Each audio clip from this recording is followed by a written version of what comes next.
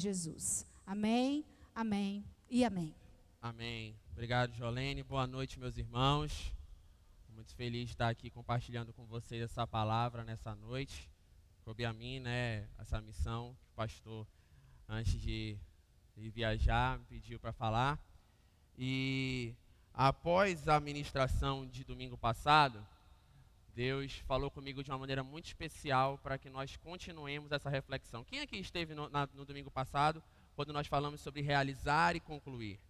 Nós falamos sobre realizar e concluir. A importância de chegar ao final e chegar bem. Chegar correto. Fazer o que é certo e chegar bem. Que o final é o que importa. Que nós devemos começar e terminar bem. Mas quando eu estava aqui, eu já sabia da missão da palavra de hoje. E Deus me tocou muito e eu dei como se fosse um spoiler ontem na célula, que a gente estava conversando sobre isso. E eu acho muito importante a gente falar desse processo do meio. É fácil a gente começar a tomar decisões, de aceitar a Cristo, de se reconciliar a Ele, de andar mais próximo dEle. É mais fácil tomar essa decisão do que permanecer praticando-a, do que permanecer firme, do que permanecer perto, do que colocar em prática constantemente a decisão de aceitar, de voltar. Então hoje nós vamos falar sobre o processo do meio e nós falaremos sobre ser exemplo e ter constância. A palavra de hoje é sobre exemplo e constância. Nós vamos falar através desse processo de realizar e concluir a parte do meio. Nós vamos falar sobre esse procedimento de o que nós precisamos fazer. Nós estamos passando por tempos bem complicados, os ânimos à flor da pele, muita coisa ruim acontecendo ao nosso redor, mas nós temos sido ministrados dia após dia que nós venceremos tudo isso, e é verdade, amém. Nosso Jesus Cristo, por exemplo, passou por situações e coisas muito piores. Mas hoje eu quero refletir com vocês sobre caráter, sobre atitudes, sobre princípios. Porque não adianta a gente passar por tudo que nós estamos passando e ficarmos somente estagnados. Eu particularmente entendo que não existe estagnação. Ou você progride, ou você retrocede. Ou você avança, ou você volta. Eu não entendo, a pessoa que fica parado, para mim, ela já ficou para trás. E nós, com tudo isso que nós estamos aprendendo nesses últimos tempos, é necessário que nós avancemos. Praticar o avivamento é avançar. Praticar o avivamento é prosseguir. E nós não podemos deixar de praticar o avivamento. Nós não podemos voltar atrás. Mas nós precisamos ser exemplo de pessoas constantes, para que nós possamos ajudar outras pessoas que estão ao nosso redor. É muito fácil, por exemplo, você olhar o tema da mensagem, exemplo e constância, e pensar, fulano é muito inconstante, fulano tem sido mau exemplo para ciclano. Mas hoje eu quero te convidar a fazer uma reflexão sobre você. Deus trouxe você para estar aqui, para receber essa palavra. Para você que está nos assistindo, essa palavra também é para você. Você, é muito mais fácil julgar o outro como problemático, quando às vezes nós mesmos não somos exemplos de moral, de justiça, de fazer o que é certo. Nós somos às vezes muito inconstantes. Vou fazer uma reflexão, uma pergunta reflexiva para você. Se você pudesse pensar hoje, você é um exemplo para você mesmo? As atitudes que você tem tomado são passíveis a serem seguidas por você mesmo? Você tem sido constante em suas decisões com Deus e na própria vida? Aquela decisão de aceitar a Cristo, por mais que tenham passado décadas, anos, que você tenha tomado essa decisão tem sido o eixo, a base das suas decisões diárias? Quantas vezes a gente já ouviu várias pessoas falando bem assim, hoje eu vou começar uma caminhada, eu vou começar a me exercitar, estou precisando fazer isso.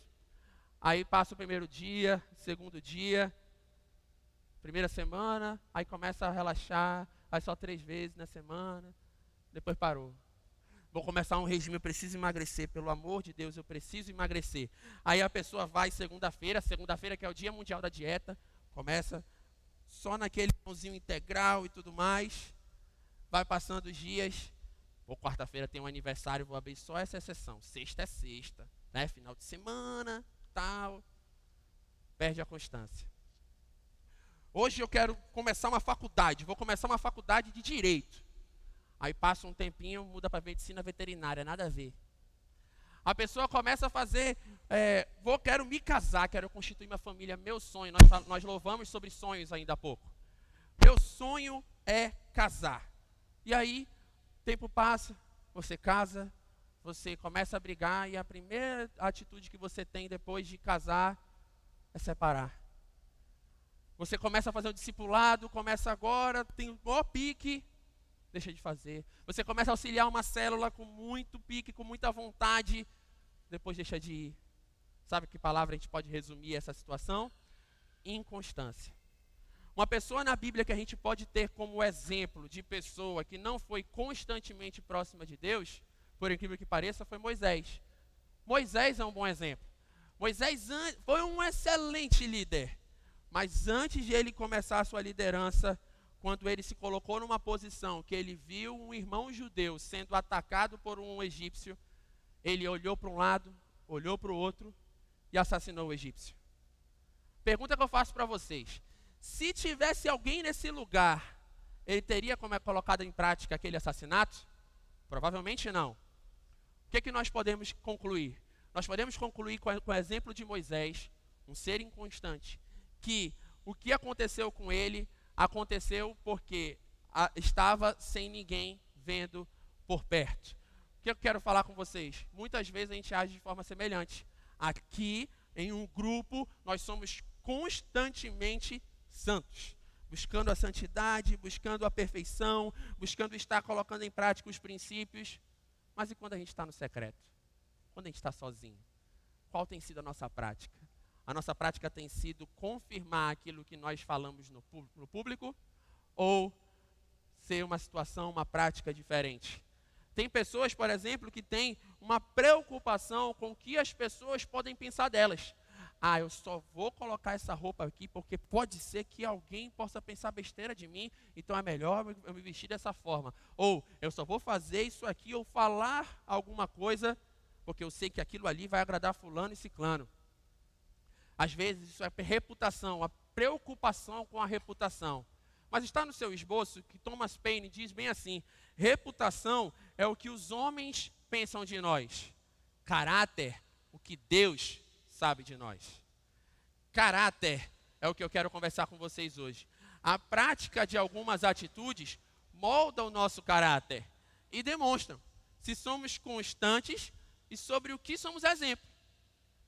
Suas atitudes hoje são um exemplo para você mesmo? O seu caráter, que ele é construído na constância de suas atitudes, pode ser considerado bom ou pode ser considerado ruim? É sobre isso que nós vamos falar, sobre a necessidade de nós sermos exemplos e pessoas constantes em Deus. Quem não está com seu esboço, por favor, fique com a mão levantada, que os irmãos da recepção, tem gente aqui sem esboço, que você possa receber. E quem está com esboço, fique agora ligado, porque nós vamos começar a viajar nesses pontos para entendermos que para ser exemplo e constante em Deus, preciso, anote aí no seu esboço, primeiro, assumir o compromisso de ser íntegro. Mulheres, assumir o compromisso de ser íntegra. Escreva para ser mais pessoal para você. Assumir o compromisso de ser íntegro. Gênesis no capítulo 39, versos 8 e 9, diz assim: mas ele se recusou e lhe disse: meu senhor, não se preocupa com coisa alguma da sua casa, e tudo o que tem deixou aos meus cuidados. Ninguém desta casa está acima de mim. Ele nada me negou, a não ser a senhora, porque é a mulher dele. Contextualizando a todos, nós estamos falando da figura de José. José, para mim, é uma das personagens da Bíblia que mais toca o meu coração. Foi sobre a vida dele que eu fiz a primeira reflexão na mensagem aqui neste altar. E fala muito comigo, José. José, que antes disso tinha sido castigado pelos irmãos, antes disso tinha sido escravizado, antes disso tinha acontecido coisas muito ruins a respeito dele, com ele. E o que acontece nesse momento é que Potifar, seu senhor, uma das autoridades do Egito, confiou a ele toda a sua casa. Mas, obviamente, existia uma coisa que ele não podia fazer, relacionar-se com sua mulher. Segundo os estudiosos, quando você se debruça um pouco mais nesse texto, alguns estudiosos diziam que essa mulher era uma das mais bonitas do Egito. E era uma tentação para um homem solteiro. José era homem. José era humano. E o que acontecia? Ele poderia muito bem, sabendo que o seu chefe, o seu senhor não estava naquele local, ele poderia muito bem fazer o que lhe aprovesse, alimentar o seu desejo. Mas a mesma coisa que ele fazia no público, ele colocava em prática no secreto. Ele colocava em prática sem ser visto, sem ser vigiado. José se manteve firme. Nós aprendemos com isso que não podemos mudar as nossas atitudes para alimentar os nossos desejos. Nós não podemos fazer coisas que poderíamos fazer se não estivéssemos visto, pura e simplesmente pelo fato de ninguém estar vendo. Existe um outro exemplo, e esse exemplo é o melhor de todos, de pessoa na Bíblia que foi a mais comprometida e a mais íntegra, Jesus Cristo de Nazaré. A figura de Jesus Cristo na oração do Getsêmani mostra perfeitamente o que é renunciar o seu desejo. Quando ele ora no Getsêmani, ele fala: Pai, se for possível, afasta de mim esse cálice. E outras palavras, trazendo para o nosso português, vamos dizer assim, ele está dizendo assim: Pai, eu não quero morrer. A minha vontade não é morrer. A minha vontade não é ser crucificado. Eu posso muito bem continuar o meu evangelho aqui, curando, fazendo milagres, espalhando o teu evangelho. Vivo. Mas só que ele continua falando: mas que não seja feita a minha vontade, e sim a tua. Ele renuncia à própria vontade, ele assume o compromisso dado por Deus. E ele manteve-se íntegro. Integridade essa que foi totalmente posta à prova no deserto durante 40 dias e 40 noites. O diabo ali, tentando fazer com que Jesus caísse em tentação. Mas ele não caiu, ele permaneceu íntegro. Sabe o que nós podemos aprender com a figura de Jesus? É que nós continuamos e nós precisamos continuar colocando em prática o compromisso. Lembra do início? Aquilo que nós aceitamos, se nós aceitamos Jesus Cristo, se nós aceitamos voltar para o caminho dele, nós precisamos praticar esse compromisso. Até mesmo contra a nossa vontade. A missão dele foi revelada por Paulo centenas de anos depois, em 2 Coríntios, capítulo 5, verso 15, que diz assim: E ele morreu por todos, para que aqueles que vivem já não vivam mais para si mesmos, mas para aquele que por eles morreu e ressuscitou. O que eu quero falar para vocês é o seguinte: a cruz que está aqui em cima, ela está vazia por causa de um compromisso praticado por Jesus, porque ele se compromissou a salvar a sua vida. E é por isso que você está aqui hoje, porque ele continuou compromissado, porque ele foi íntegro à missão que lhe era proposta. E hoje Deus está trazendo nós aqui, para que nós não deixemos as circunstâncias ou amizades, relacionamentos, adversidades, fazermos nós perdermos o que Deus está entregando para nós nessa noite, que é uma vida santa, uma vida próspera, uma vida íntegra, uma vida de compromisso. E exemplo melhor não há, Jesus Cristo de Nazaré. Então hoje Deus te trouxe aqui para te incentivar a assumir esse compromisso. Ele quer ver você bem e em conformidade com o que Ele quer para você. E esse é o motivo pelo qual Ele se entregou por você. Amém? O segundo ponto, para nós continuarmos a nossa conversa aqui, para ser exemplo e constante em Deus, eu preciso lembrar que posso até falhar, mas nunca desistir. Aleluia! Lembrar que posso até falhar, mas nunca desistir. Desistir não é uma palavra que consta no dicionário de uma pessoa que crê em Deus. Desistir não pode acontecer. Mas infelizmente a nossa natureza, humanamente falando, ela é pendente ao erro, ela é falha. No processo de melhorarmos e até mudarmos o que precisamos retirar das nossas vidas, para a gente poder, por exemplo, colocar em prática esse compromisso, essa integridade, infelizmente nós vamos falhar no meio do caminho. Mas essas falhas, elas não podem ser o objeto de tropeço permanente, daquela estagnação, do retrocesso, da desistência. Isso não pode ser. Nossa missão é que não possamos ficar nos martirizando ou com sentimento de autopiedade, autocomiseração, aquele sentimento de, ai, eu não consigo, eu sou incapaz de continuar afirmando esse compromisso. Paulo vem escrevendo a sua carta em Efésios, capítulo 4, verso 13, que está aí na nossa projeção, que ele fala do processo de aperfeiçoamento do homem, até que todos alcancemos a unidade da fé e do conhecimento do Filho de Deus, e cheguemos à maturidade, atingido a medida da plenitude de Cristo. Sabe o que isso quer dizer? Que Deus está te falando que não é porque você falhou que você não tem a possibilidade de você se ajeitar. Sabe por quê? Você está aqui. É um grande exemplo de você conseguir se ajeitar. Eu quero dizer para você que se você está aqui, você é a resposta de oração de alguém. Todos vocês. Você que já está aqui há décadas congregando conosco, você foi a oração de alguém lá atrás. Você que está aqui há pouco tempo, você foi objeto de oração recentemente. Todos nós aqui somos consequências de orações de pessoas que não desistiram de nós. E nós temos que ter esse entendimento. Se nós estamos aqui para receber essa palavra, para assumir o compromisso de ser íntegro e para entender que nós podemos falhar, mas nunca desistir, é para poder ter a consciência de que se não desistiram da nossa vida, nós não podemos desistir. Desistir não pode fazer parte do nosso vocabulário. A maioria está aqui porque alguém não desistiu de você. Se você falhou, sendo no secreto ou no público, Deus te trouxe aqui para aceitar seu pedido de perdão. Não importa se há ou não testemunhas humanas, os olhos de Deus estão sobre nós.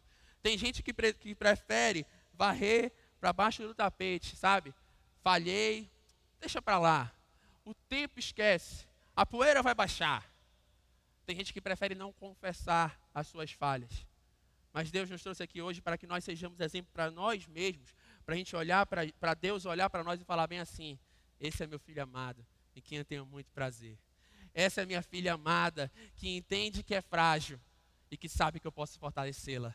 Paulo diz que quando ele está fraco, então, ele está forte. Sabe o que ele está mostrando para a gente através desse texto? É que nós somos fracos.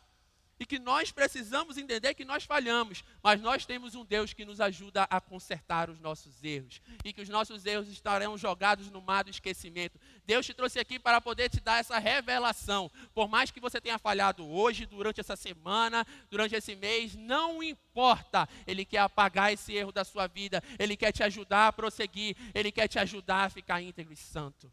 Hoje Deus te trouxe aqui para isso, filho e filha. Seja constante na prática do arrependimento, para que você se torne um exemplo de filho e de filha do Senhor. E seja cheio de esperança de que dias melhores virão e o Senhor te abençoará. E fale comigo agora: desistir, jamais. Desistir, jamais.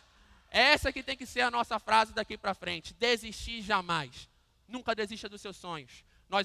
Nós louvamos ainda há pouco. Os sonhos de Deus são maiores que os nossos. E os sonhos dele irão se realizar nas nossas vidas em nome de Jesus. Amém? Sigamos. Terceiro ponto. Para ser exemplo e constante em Deus, eu preciso, 3, manter o foco e seguir os verdadeiros princípios. Manter o foco e seguir os verdadeiros princípios. Igreja, por favor, vocês podem ler o que está escrito em Gênesis capítulo 39, verso número 10. Vamos lá.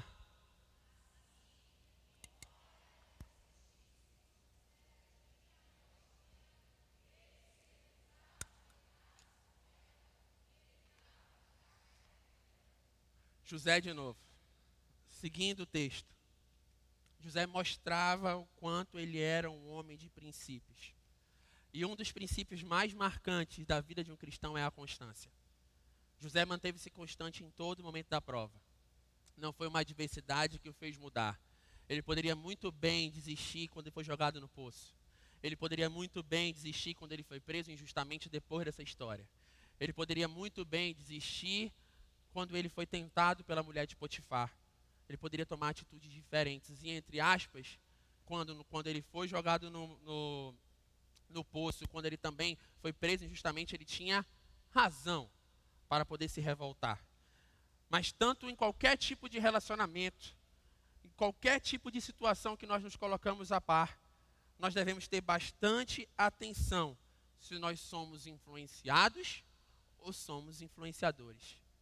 Eu não estou aqui incentivando você a terminar qualquer tipo de relacionamento, seja ele conjugal, seja ele de amizade, seja sair de algum trabalho que você sabe que não é bom para você, mas eu estou aqui para te fazer refletir se essa amizade ou se esse local que você está é verdadeiramente de Deus para você.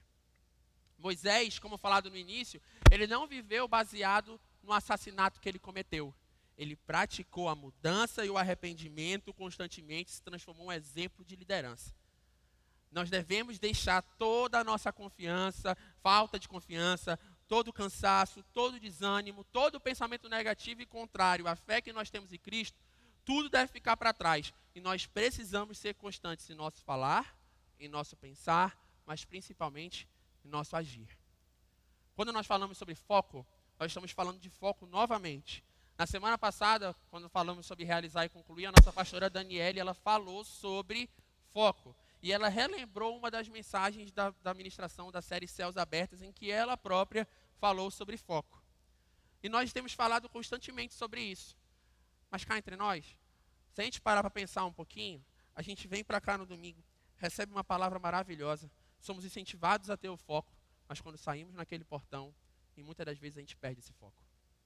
Então é necessário que nós reiteremos sobre o foco e a importância do foco, porque se nós queremos ser constantes, é necessário termos foco.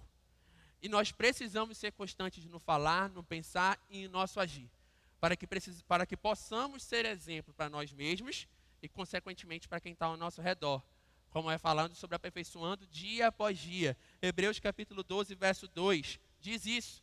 Mantenhamos o olhar firme em Jesus, o líder e aperfeiçoador da nossa fé, o maior exemplo de todos. Por causa da alegria que o esperava, ele suportou a cruz sem se importar com a vergonha. Parêntese. Quando nós falamos sobre vergonha, nesse texto, quando eu leio essa parte, que ele suportou a cruz sem se importar com a vergonha, logo me vem à mente que Deus tem a misericórdia de nós, inclusive, de pessoas que praticam, que falam, que demonstram para algumas pessoas que elas são cristãs, mas quando elas são colocadas em um ambiente onde não tem o cristianismo como destaque, ela se adapta e tem vergonha de falar que é cristã. Ou pessoas que têm medo, sabe a reputação que nós falamos lá na frente? Tem medo de colocar a sua reputação em jogo e fica com vergonha de colocar em prática e de falar que é cristão, de manter o seu foco. Jesus foi completamente envergonhado quando passou pela população com a sua cruz embaixo, suportando a cruz. Mas a própria palavra de Deus diz que os humilhados serão exaltados. A cruz está vazia, ele ressuscitou. A vergonha ficou para trás. Sabe o que isso quer mostrar para a gente? Não tenha vergonha de confessar o Deus que te salvou. Não tenha vergonha de colocar e influenciar o ambiente que Deus te colocar. Se você sabe que Deus te colocou ali, é para você influenciar o ambiente, não para ser influenciado por Ele. Continuando, agora Ele está sentado no lugar de honra, à direita do trono de Deus. Os humilhados serão exaltados, não tem vergonha que não seja recompensada. Deus morreu por você para lhe ajudar a buscar a perfeição e santidade todos os dias.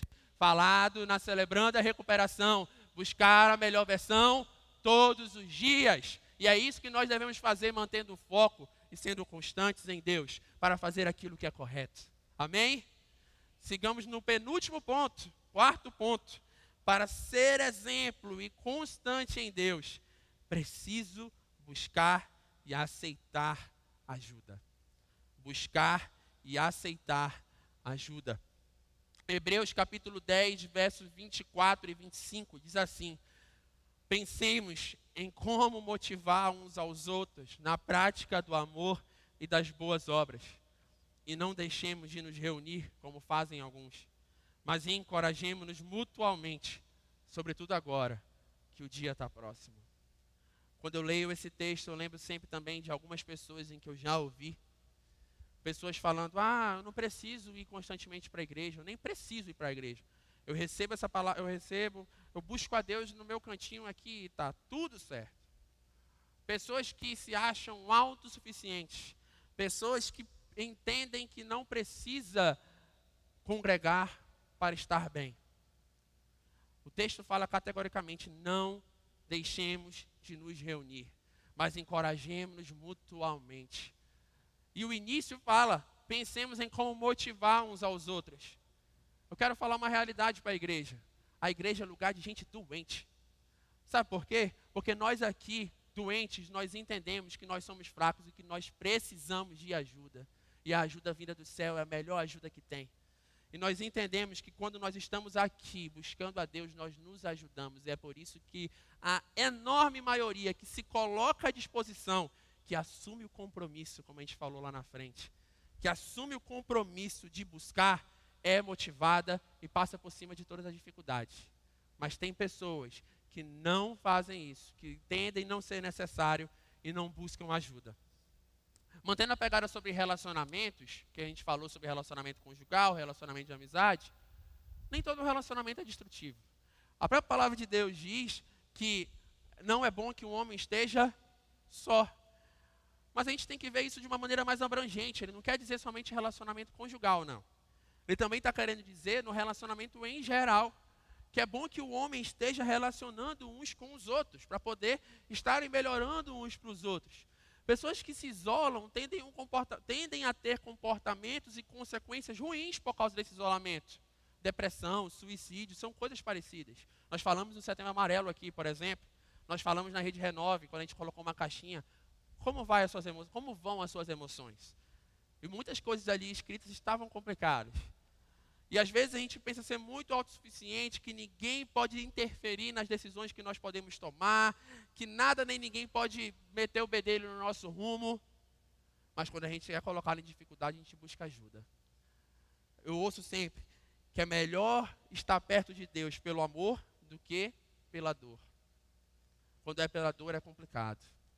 E o que a gente precisa entender é que não adianta a gente pensar que pessoas têm seus problemas. Eu já ouvi de algumas pessoas falando bem assim, eu estou aqui um pouco incomodado, eu queria desabafar, mas eu sei que tem teus problemas, então eu não quero te importunar, não. Isso é mentira do inimigo, meus irmãos. Isso é mentira do inimigo. Se a pessoa te ama e se a pessoa quer te ver bem, busque ajuda.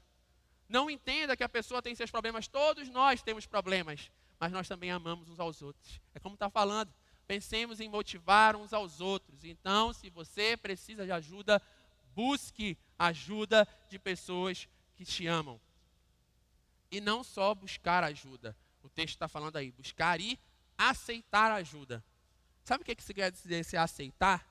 É que tem muitas pessoas que quando estão um pouco incomodadas ou estão com alguma coisa acontecendo na sua vida, elas vão e desabafam com alguém que elas sabem que só vão falar aquilo que ela quer ouvir. Isso está errado. Você precisa buscar e aceitar ajuda, principalmente aceitar críticas que podem ser aquelas que você não queira ouvir e que podem te ajudar. Tem pessoas que odeiam ouvir verdades, mas todos nós precisamos ouvir verdades. Amigo que é amigo, fala a verdade, não passa a mão por cima da cabeça, não. Então, o que nós precisamos? Nós precisamos nos ajudar, buscar e aceitar ajuda. Se é adolescente ou se é ancião, você precisa de ajuda. Não seja autossuficiente, não seja arrogante, não seja egoísta. Busquemos ajuda através de discipulado, células, de um líder, de um pastor. Busque a ajuda de quem pode lhe ajudar, não de quem vai falar coisas que você queira ouvir. Amém? Quinto e último ponto, eu queria conversar com vocês. Para ser exemplo e constante em Deus. Se você precisa de ajuda e você busca ajuda e você aceita a ajuda de Deus e dos enviados dele, é necessário que você confie. Confiar e seguir adiante. Confiar e seguir adiante. O texto da palavra de Deus em Salmos 125, verso 1. Vamos ler, igreja, todo mundo junto. Os que confiam no Senhor.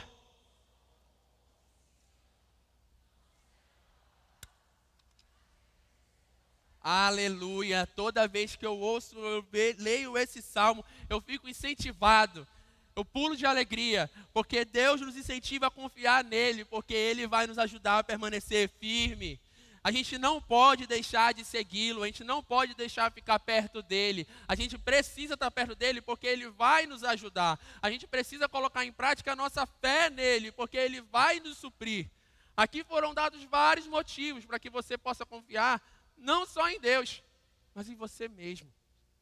Para continuar a vida próximo de Deus, basta você tomar uma atitude. Aqui a gente não está falando de falta de capacidade. Em nome de Jesus, não entenda isso e nunca pense. Eu tenho uma célula de adolescentes e nós falamos frequentemente sobre isso. Os adolescentes, no auge da sua imaturidade, pensam ser incapazes. Mas eu sempre os incentivo que eles são capazes. E nós todos somos capazes. Nós todos somos capazes de assumir esse compromisso, de buscar essa santidade, de buscar ajuda, mas entender que nós temos um foco, e esse foco é alcançável. Esse foco é executável. A gente está falando de compromisso, de querer estar na linha e confiar no Deus que estará com você, lhe ajudando no que for preciso para que você não desvie do caminho. As evidências da constância no coração do homem fazem com que ele vença todas as adversidades e seja um exemplo de filho amada e filho amado. Então hoje eu quero te incentivar, meu irmão e minha irmã, a ser constante.